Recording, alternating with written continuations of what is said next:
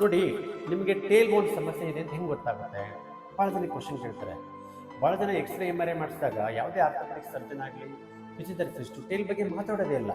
ಇದಕ್ಕೆ ಹೆಸರು ಸೇಕಲ್ ಲ್ಯೂಟೇಷನ್ ಅಂತ ಕರೀತಾರೆ. ನೋಡಿ ಯಾವ ಥರ ಕರ್ವ್ ಇದೆ ಅಲ್ಲಿ, ಈ ಕರ್ವ್ ಇರಬೇಕು. ಭಾಳ ಜನರಿಗೆ ಏನಾಗಿರುತ್ತೆ, ಬ್ಯಾಕ್ ಪೇನ್ ಇರೋರಿಗೆ ಈ ಥರ ಬಂದ್ಬಿಟ್ಟಿರುತ್ತೆ. ಇದು ಕಾಲ್ಡ್ ಸೇಕಲ್ ಲ್ಯೂಟೇಷನ್ ಅಂತ ಕರೀತಾರೆ. ಅದು ಆದಾಗ ಎಷ್ಟು ಪ್ರಾಬ್ಲಮ್ ಅಂದರೆ ಪೈಲ್ಸ್ ಬಂದಿರೋ ಥರ ಕುತ್ಕೊಳ್ಳೋಕ್ಕಾಗಲ್ಲ. ಕುತ್ಕೊಂಡ ತಕ್ಷಣ ಪೇನ್ ಜಾಸ್ತಿ ಆಗುತ್ತೆ. ಕುತ್ಕೊಂಡು ಹೇಳ್ಬೇಕಾದ್ರೆ ಪೇನ್ ಆಗುತ್ತೆ. ಬೆಳಿಗ್ಗೆ ತಕ್ಷಣ ಬ್ಯಾಕೆಲ್ಲ ಸ್ಟಿಫ್ ಆಗಿರುತ್ತೆ, ಜಾಸ್ತಿ ಕುತ್ಕೊಳ್ಳೋಕ್ಕೆ ಆಗಲ್ಲ. ಅದರಿಂದ ಟೇಲ್ ಬೋನ್ ಸರಿ ಮಾಡಬೇಕಂದ್ರೆ ಹೋಲ್ ಪೆಲ್ವಿಸ್ ಸರಿ ಮಾಡಬೇಕು, ನೆಗ್ಲಿನ್ ಸರಿ ಮಾಡಬೇಕು. ಬರೀ ಟೇಲ್ ಬೋನ್ ಸರಿ ಮಾಡೋಕ್ಕೆ ಹೋಗಿ ಎಕ್ಸಸೈಸ್ ಮಾಡಿ ಅಥವಾ ಫೇಕ್ ಕರಪಟ್ಟಂದ್ರೆ ಟೇಲ್ ಬೋನ್ ಫ್ರ್ಯಾಕ್ಚರ್ ಮಾಡ್ತಾರೆ, ಆವಾಗ ಮೇಜರ್ ಸರ್ಜರಿ ಮಾಡಬೇಕಾಗುತ್ತೆ. ಅದರಿಂದ ದಯವಿಟ್ಟು ಲೈಸೆನ್ಸು ಟ್ರೈನ್ ಕರಪ್ರಾಕ್ಟರ್ ಫಾರಿನಲ್ಲಿ ಎಜುಕೇಷನ್ ತೊಂದರೆ ಕರಪ್ರಾಕ್ಟರ್ ಹತ್ರ ಮಾತ್ರ ಹೋಗ್ಬೇಕಾಗ್ತದೆ. ಇಂಡಿಯಾದಲ್ಲಿ ಕಾಲೇಜ್ ಇಲ್ಲ. ಆವಾಗ ನೀವು ಖಂಡಿತವಾಗ್ಲೂ ಟೇಲ್ ಬೋನ್ ಪ್ರಾಬ್ಲಮ್ ಸಾಲ್ವ್ ಮಾಡಿ ಜಾಸ್ತಿ ಹೊತ್ತು ಕುತ್ಕೋಬೋದು, ನಡಿಬೋದು ಹೇಳ್ಬೋದು.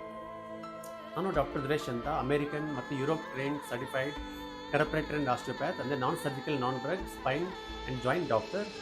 ಈ ಥರ ಭಾಳಷ್ಟು ಉಪಯೋಗಕರ ವಿಡಿಯೋಗಳನ್ನು ನೋಡಲು ದಯವಿಟ್ಟು ನಮ್ಮ ಚಾನಲ್ಗೆ ಸಬ್ಸ್ಕ್ರೈಬ್ ಆಗಿ ಶೇರ್ ಮಾಡಿ ಮತ್ತು ನನ್ನ ಕಾಂಟ್ಯಾಕ್ಟ್ ಮಾಡಲು ದಯವಿಟ್ಟು ಈ ನಂಬರ್ಗೆ ಕಾಲ್ ಮಾಡಿ. Thank you.